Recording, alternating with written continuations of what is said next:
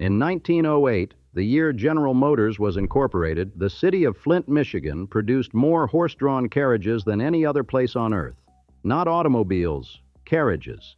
The company that would become the largest automaker in world history was born in a town still building buggies, and the man who founded it, Billy Durant, had borrowed $1,500 22 years earlier to buy the rights to a two-wheeled road cart. That cart, a simple, springy thing designed for rural roads, would set in motion a chain of decisions, fortunes, and failures that turned a fur trader's outpost on the Flint River into one of the most consequential industrial cities in American history, and then, slowly, into something else entirely.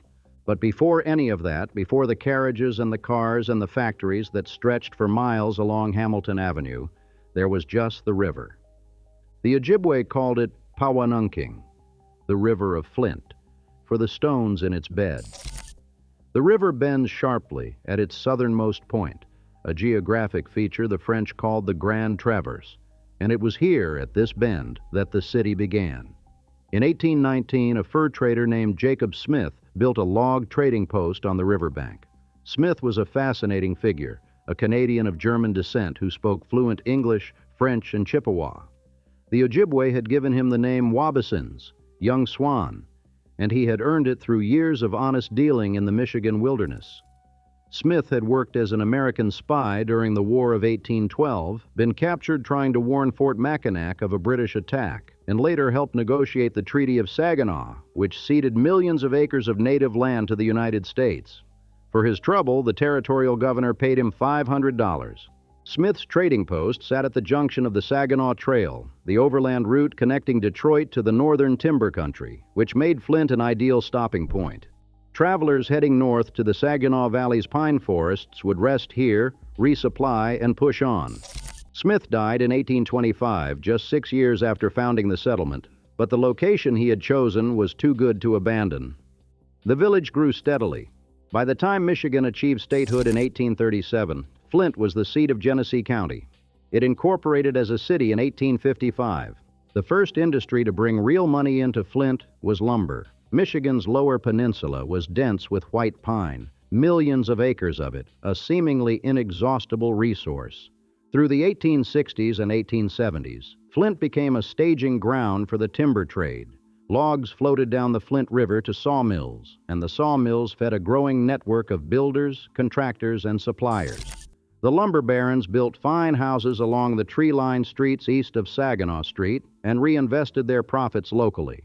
One of them, Henry Howland Crapo, arrived in Flint in 1857 to manage a tract of timber and ended up becoming governor of Michigan. His descendants would play an outsized role in the city's future. His grandson was William Crapo Durant. By the 1880s, the timber was thinning. The easy stands had been cut, and the lumber economy was winding down. But the lumber years had left Flint with something valuable: a population of skilled woodworkers, a network of machine shops, and capital looking for a new investment. The transition that followed was so natural, it almost seems inevitable in hindsight. The men who had shaped wood into boards and beams began shaping it into wheels, axles, and carriage bodies. Flint pivoted from lumber to vehicles, horse-drawn vehicles, and the results were spectacular. The pivot had a name, and the name was Billy Durant. Born in Boston in 1861 but raised in Flint by his mother's family, Durant was a natural salesman with an instinct for scale. In 1886, at the age of 24, he borrowed $1,500 and bought the rights to manufacture a two-wheeled road cart he had ridden in and liked. He partnered with Josiah Dallas Dort, a hardware clerk, and together they formed the Flint Road Cart Company. Their first office was in Durant's fire insurance agency downtown. Durant handled sales. Dort handled production. To begin with, the carts were not even built by them. They contracted the work out to William A. Patterson's carriage shop. Durant left Flint almost immediately on a sales trip, heading to Madison, Milwaukee, and Chicago with nothing but a single finished cart and a gift for persuasion. He came back with orders for 600. The Flint Road Cart Company sold 4,000 units in its first year. By 1893, they had incorporated with substantial capital, much of it raised from local investors, and leased a factory on Water Street that had originally housed the Flint Woolen Mills. In 1895, the company was renamed the Durant Dort Carriage Company, and the expansion was relentless. By 1900, they were building 50,000 vehicles a year from 14 different locations. Durant Dort owned its own timberland, lumber mills, a wheel manufacturer, the Flint Axle Works, and the Flint Varnish Works. They employed 1,000 workers and were a major rival of another Flint firm, the Flint Wagon Works. The numbers here are worth pausing on. By 1900, Flint's population was about 13,000.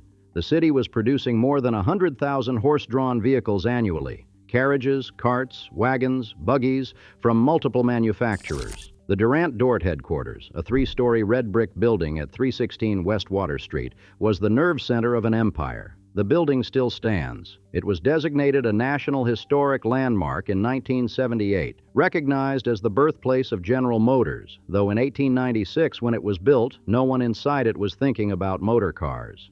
In 1899, the city celebrated its prosperity with a gesture that would become iconic. Gas lamps along Saginaw Street, the city's main thoroughfare, were replaced with electric lights mounted on 5 steel arches that spanned the roadway. Each arch held 50 light bulbs. 6 years later, for the city's Golden Jubilee in 1905, an additional arch went up, this one bearing an illuminated sign that read, Flint, Vehicle City. Vice President Charles Fairbanks came to Flint for the celebration. He rode in an ornate carriage down Saginaw Street while buildings draped in red, white, and blue bunting lined the route. The crowd cheered the parading vehicle workers and the Flint Band. It was a city at the top of its game, and it knew it. But even as the arches went up, the vehicle that would make them obsolete was already sputtering to life. In 1900, Judge Charles Wisner had driven Flint's first horseless carriage down Saginaw Street during the Labor Day parade, to the oohs and ahs of 10,000 spectators. The machine performed beautifully and then stalled. The crowd laughed. Nobody saw it as a prophecy. The automobile came to Flint through a side door. In 1903, David Dunbar Buick, a Detroit plumber turned engine tinkerer, founded the Buick Motor Company. He had managed to complete exactly 6 cars in Detroit before running out of money. James H. Whiting, who owned the Flint Wagon Works, saw potential in Buick's engine design and put up $10,000 to buy the company, relocating it to Flint. Buick produced 16 cars in 1903, 37 in 1904. It was a shoestring operation, $75,000 in capital stock, and it owed $25,000 to 3 Flint banks. Its only hope was to find someone with the energy and sales genius to turn it around. That someone, of course, was Billy Durant.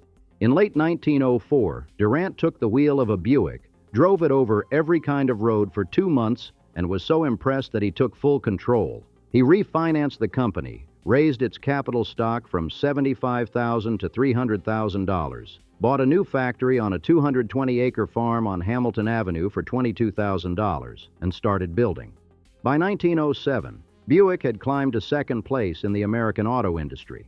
By 1908, it was first, building 8,820 vehicles, surpassing Ford and Cadillac combined. A separate company, the Diamond Buggy Company, was established in 1896 to build low-price carts sold for cash only. Its first plant manager was A.B.C. Hardy, who would later tour Europe, discover the automobile, and supposedly tell Durant to get out of the carriage business before the automobile ruins you. Durant didn't listen, not right away. But Hardy struck out on his own, founding the Flint Automobile Company in 1901, the city's first automaker. It failed within 2 years. Hardy returned to Durant Dort and eventually became a vice president of General Motors. The lesson was clear even then. In Flint, all roads led back to Billy Durant. Durant also convinced Charles Stewart Mott, a 30-year-old engineer from Utica, New York, to move his Weston Mott Company, the country's largest manufacturer of wheels and axles, to Flint. Flint financiers sweetened the deal with $100,000 and a factory site adjacent to the Buick plant. Mott arrived in 1906, and his company was soon supplying not just Buick, but automakers across the country. The relationship between Mott and Flint would last 67 years, until his death in 1973 at the age of 97. During that time, he would serve 3 terms as mayor, sit on General Motors' board for 6 decades, and channel hundreds of millions of dollars into the city through the foundation he established in 1926. but that was all ahead of him. In 1906, he was simply a young man with a factory full of axles and a hunch that Flint was the right place to be. One night in 1908, Durant took a train to Lansing, Michigan, roused the officials of the struggling Oldsmobile company from their beds, and proposed creating a holding company that would combine Buick and Oldsmobile under one roof. He had tried this before.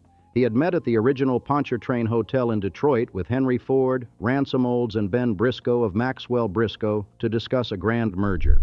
Ford wanted cash, not stock. The deal collapsed. But Durant was not a man who gave up on an idea because it failed once. On September 16, 1908, the Articles of Incorporation for General Motors Company were filed in New Jersey. Buick was its foundation. Within 2 years, Durant had acquired Oldsmobile, Cadillac, and more than a dozen smaller firms. He had created the structure that would dominate the American automobile industry for most of the 20th century, and he had done it from a 3-story brick building on Water Street in Flint, Michigan. The arches on Saginaw Street, those 5 steel spans with their 50 bulbs apiece, came down in 1919. They were removed to make way for traffic lights because the vehicles now crowding Saginaw Street had engines, not horses. The irony required no commentary. What happened to Flint between 1910 and 1930 can only be described as an explosion. The population, which had been 13,103 in 1900, reached 91,599 by 1920. By 1930, it was 156,492. People poured in from everywhere, from small-town Michigan, from the American South, from Eastern Europe, drawn by wages that were, for the era, extraordinary. The growth was so fast that the city could not house everyone. Workers slept in tents along the riverbank. Boarding houses ran in shifts. When one man left for the factory, another took his bed. Fisher Body opened dormitories with room for 600 men. The factories expanded to match. The Buick complex on Hamilton Avenue grew into one of the largest manufacturing operations in the world, covering 235 acres with 24 separate buildings. At its peak in the 1920s, the Hamilton Avenue complex could process raw materials at one end and roll finished automobiles out the other. By 1923, Buick had produced its millionth car. Chevrolet, which Durant had co-founded with the Swiss race car driver Louis Chevrolet in 1911, had its first factory in Flint at the corner of Wilcox and Kearsley Streets. Its initial model, the Classic 6, sold for $2,500, but it was the 1913 Royal Mail Roadster, priced at $750, that turned Chevrolet into a mass-market contender. Durant, meanwhile, was living one of the great roller coaster stories in American business. He lost control of General Motors for the first time in 1910, pushed out by bankers who thought he was expanding too recklessly. He responded by building Chevrolet into a runaway success and using the profits to buy enough GM stock to regain control in 1916. He merged the two companies. Then he lost control again, permanently, in 1920, once more ousted by financiers. GM moved its headquarters to Detroit in the mid-1920s, and Durant, the man who had built it all, was left behind. Through the 1920s, Flint built itself into a proper city, one that matched its industrial weight. Half of its 14 tallest buildings went up during this decade. The Hotel Durant, an 8-story structure at 607 East 2nd Avenue, opened on December 14, 1920, with 264 guest rooms, all with private bathrooms. It had cost $2.5 million to build, a sum raised by 40 stockholders, including C.S. Mott and Arthur G. Bishop, and it had been planned as 6 stories but expanded to 8 during construction because demand was so fierce. The governor of Michigan, Albert E. Sleeper, was the first registered guest. The grand opening on New Year's Eve drew over 500 of Flint's elite for speeches and dancing. The lobby featured marble columns, marble floors, plush armchairs, tapestries, and crystal chandeliers. The first floor offered a complete shopping district: a jewelry store, a florist, a fur shop, a hat store, a men's clothier, a lingerie shop, a shoe store, and a branch of the Genesee County Savings Bank. The Purple Cow restaurant on the Saginaw Street side featured murals of a purple cow. The wheel room, the hotel's lounge, had glass tables shaped like automobile steering wheels. It was a place designed to remind you, even while you were drinking, exactly what city you were in. In 1928, the Capitol Theater opened at 140 Harrison Street, designed by John Eberson, the most famous theater architect in America. Eberson was known for his atmospheric theaters, buildings that transported audiences to other worlds through architecture alone. The Capitol was designed to look like a Roman garden, with a ceiling painted to suggest a starlit Mediterranean sky. It seated over 2,000 people and was operated by the W.S. Butterfield Theater chain. The same year, the Industrial Savings Bank building went up on Saginaw Street, an elegant structure that served the city's growing financial class. The First National Bank of Flint had built its headquarters in 1924 and expanded it 5 years later. The Patterson Building at Saginaw and 3rd, constructed for the W.A. Patterson Company, which had been building carriages since 1869 and had transitioned to automobiles before folding in 1923, featured Art Deco detailing throughout its interior and exterior. If you had walked down Saginaw Street on a Saturday evening in 1928, you would have passed through a canyon of new limestone and brick, electric signs buzzing overhead, the Capitol Theater's marquee glowing against the dark. The sidewalks would have been crowded, factory workers in clean shirts, their wives in department store dresses, couples heading to the pictures or to dinner at one of the hotels. The trolley would have clanked past. The smell of exhaust and perfume and grilled food would have mixed in the autumn air. This was a city of nearly 150,000 people, a city where a man with a strong back and a willingness to work could earn enough to buy a house, a car, and a future. It was not Detroit. It was not Chicago. It was something more intimate, a city where the factory owner and the line worker might nod to each other on the same sidewalk, where the philanthropist who funded the library also served as mayor. That philanthropist was C.S. Mott.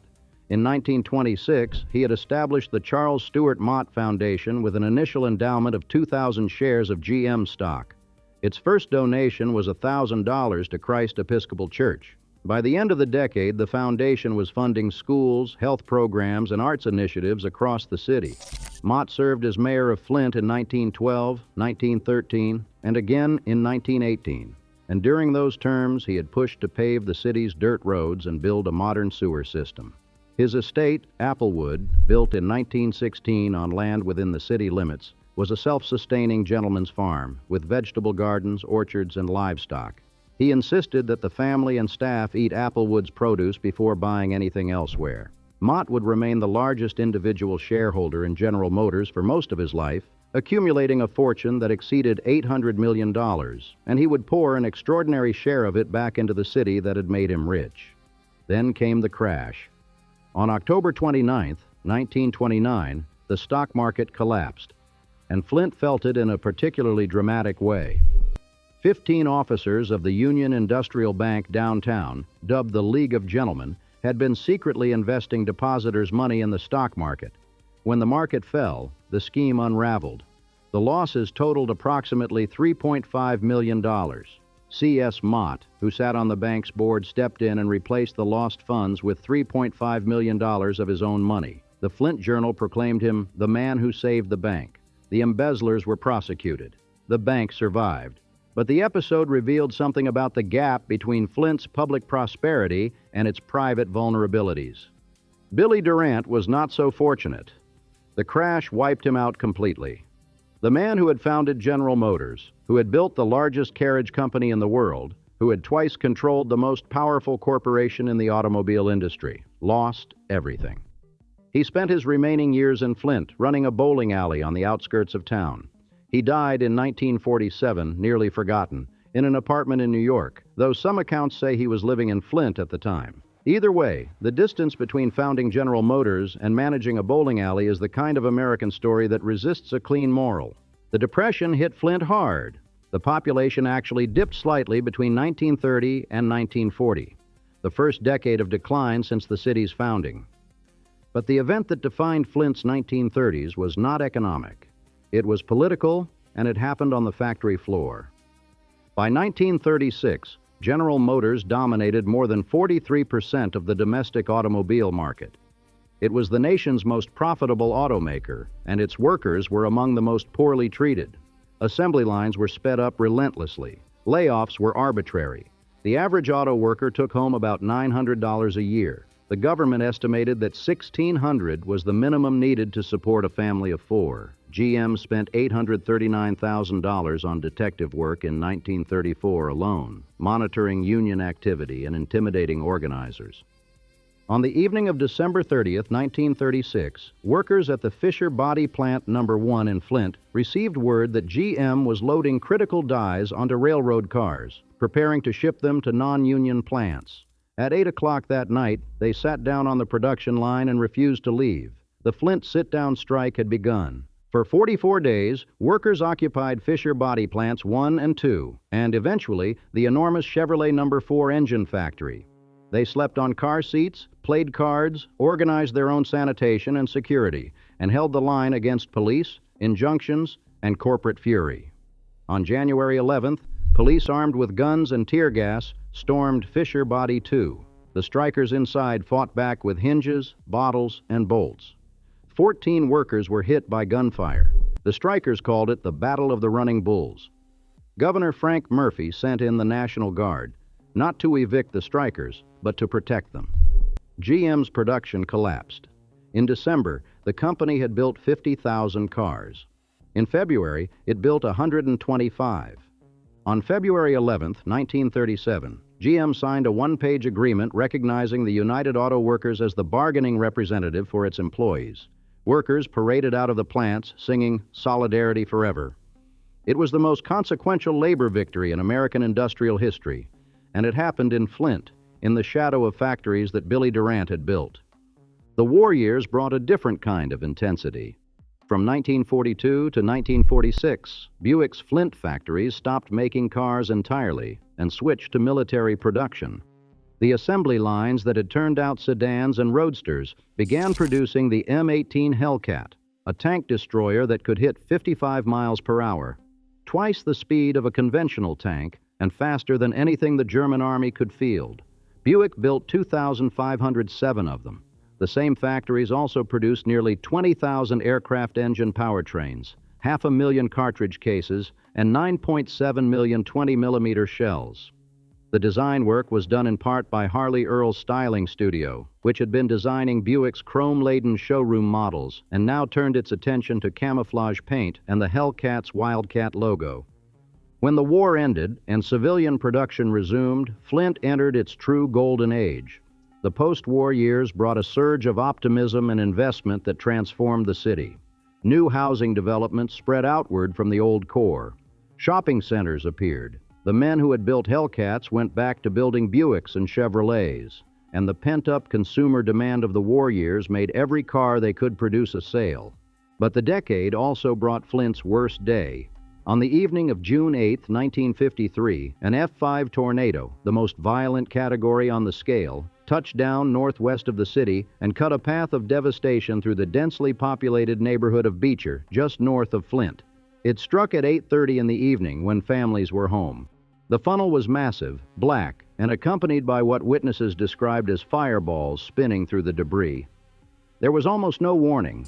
This was an era before routine tornado alerts. All homes on both sides of Coldwater Road were, in the word of one account, virtually obliterated for about a mile. 116 people were killed, including 54 children. 844 were injured.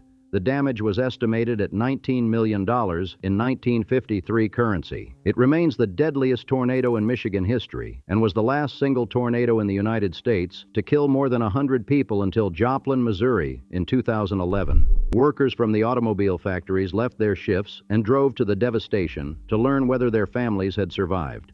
Some members of Congress, grasping for explanations, publicly speculated that recent atomic bomb testing in the upper atmosphere had caused the tornado. It had not. It was simply nature, indifferent to the prosperity of the city it struck.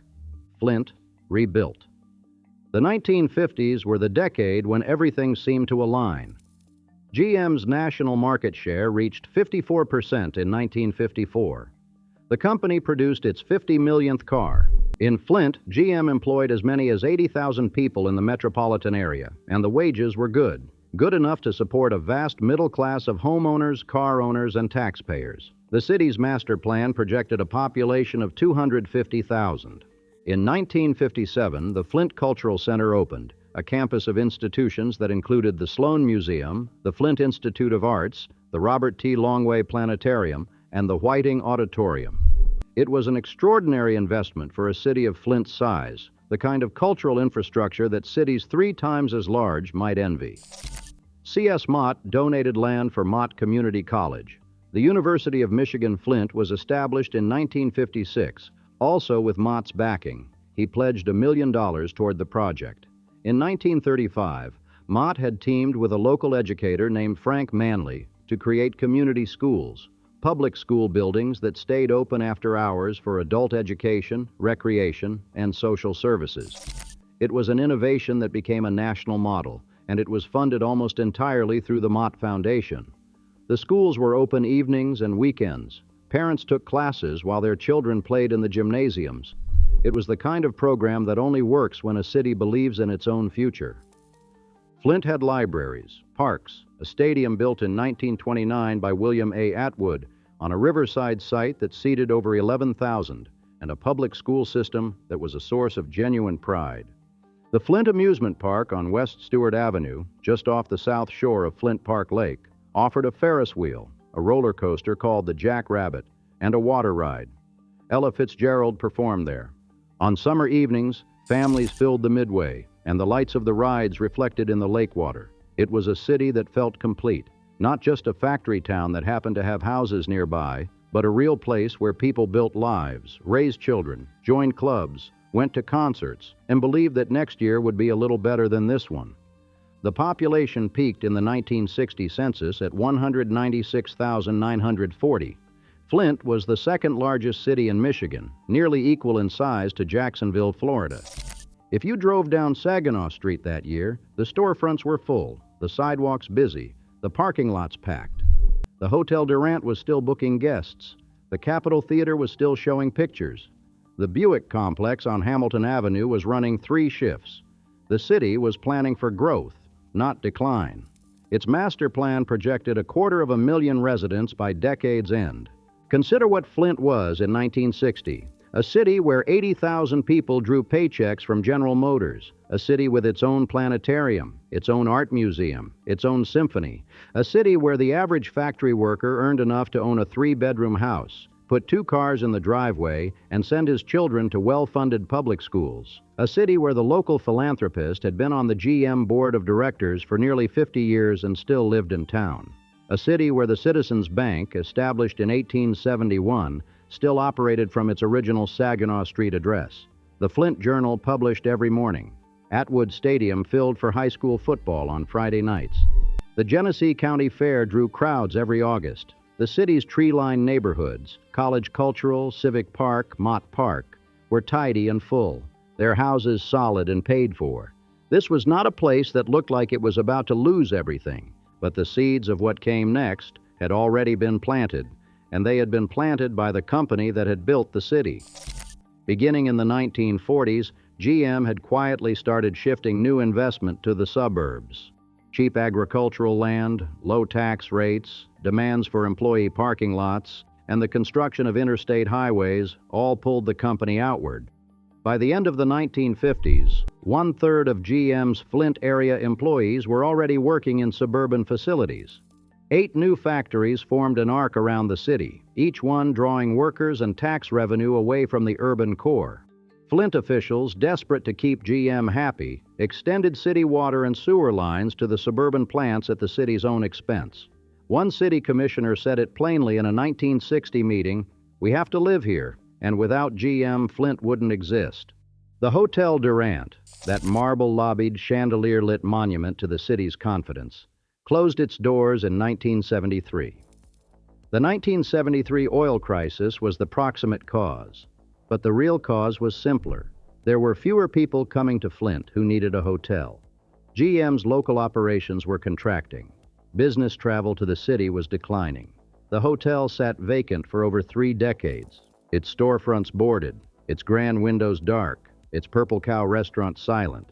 The decline unfolded not as a single catastrophe, but as a long, grinding subtraction. The Capitol Theater, that atmospheric palace with its Roman garden ceiling, closed in 1976. The streetcar lines had already gone. Saginaw Street, which had been a canyon of commerce in 1928, began to show gaps. A closed storefront here, a vacant lot there.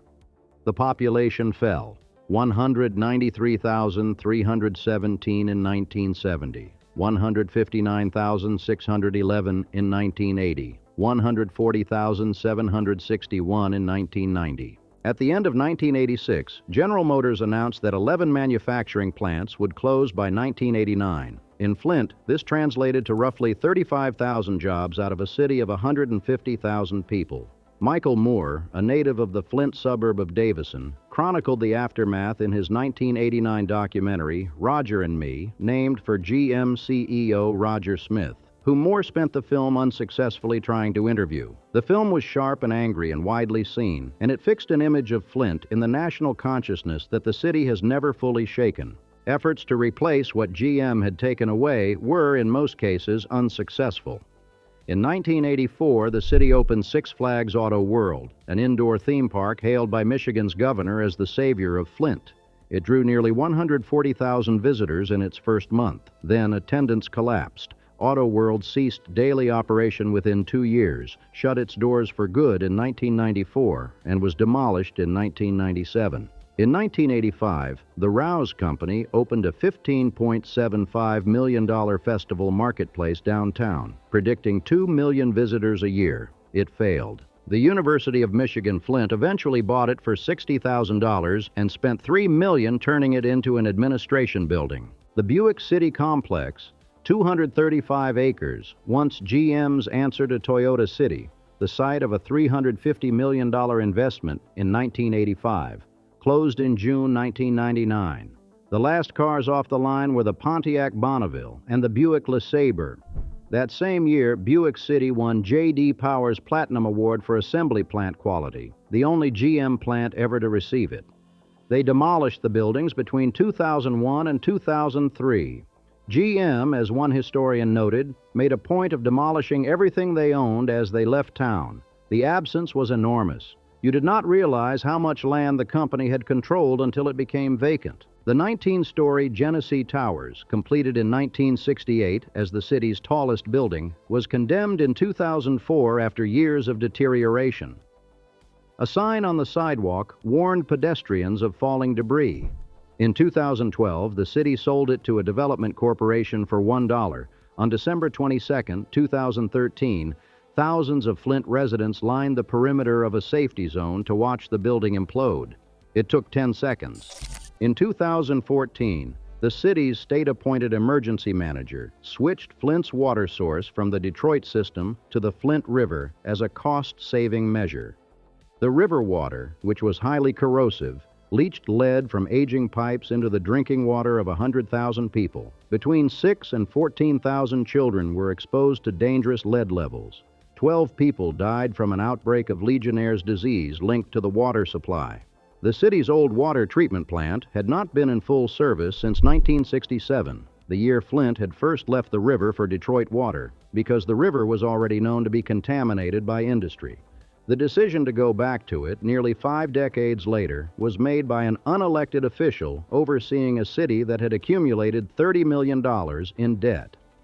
The 2020 census counted 81,252 people in Flint, less than half the 1960 peak. The median household income is under $40,000. The poverty rate exceeds 34%.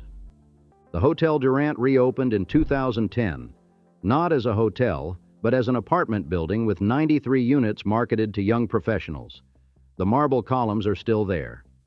The Capitol Theater reopened in 2017 after a restoration. The Durant-Dort Carriage Company office at 316 West Water Street is a small museum now, maintained by the Genesee County Historical Society with funding from General Motors. Factory 1 across the street, the old Flint Woolen Mills building where Durant and Dort built their first road carts in 1886, is also preserved. Saginaw Street has new arches. They went up in 2003, replicas of the originals, including one that reads Vehicle City. They light up at dusk and go dark at sunrise. The street beneath them is quieter than it was in 1928. quieter than it was in 1955, quieter than it was when Billy Durant came home from a sales trip with 600 orders and a borrowed $1,500 in his pocket. The arches glow over the brick. The river bends at the Grand Traverse, as it always has. The light holds for a moment, and then it doesn't.